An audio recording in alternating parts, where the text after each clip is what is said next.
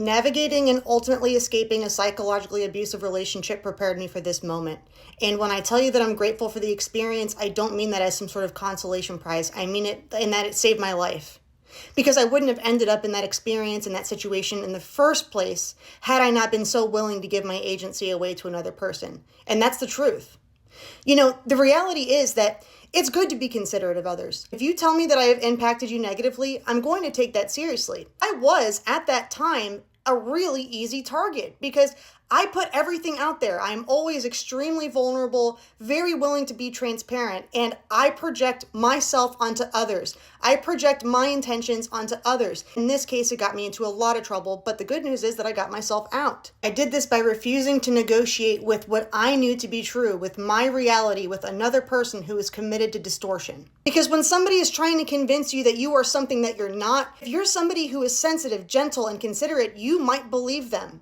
But do not allow anyone else's story about you become your story about you, because it's not. There are people who are walking around very mentally fractured because of the abuse they endured in their lives, and they don't realize it. Confabulation is basically when someone creates an alternate reality that they genuinely live in. It's real to them. You could hook them up to a polygraph and they would pass every single time.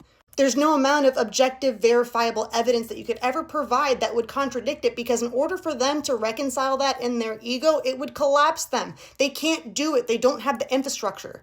Once you've done the work of looking at your shadows and saying, ew, I don't like this. I don't like who I was right then, and what can I do to make it better?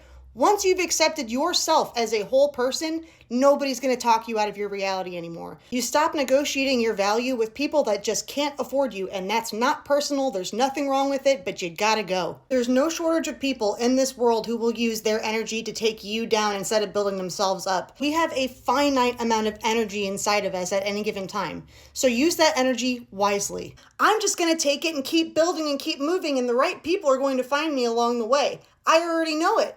I know it because I exist. I'm right here.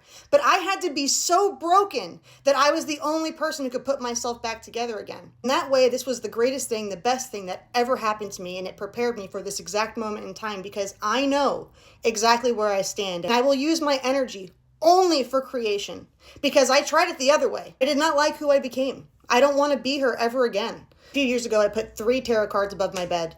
First was the Fool, the new journey. Second was manifestation, and the third was temperance. I wanted peace. That's cute. I wish I could get it, but...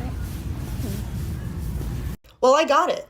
I manifested peace in the absolute most chaotic way possible, but I manifested it in a way that could never be taken away from me. Once you escape the matrix of a psychologically abusive relationship, you can escape any matrix, and that's where we are right now.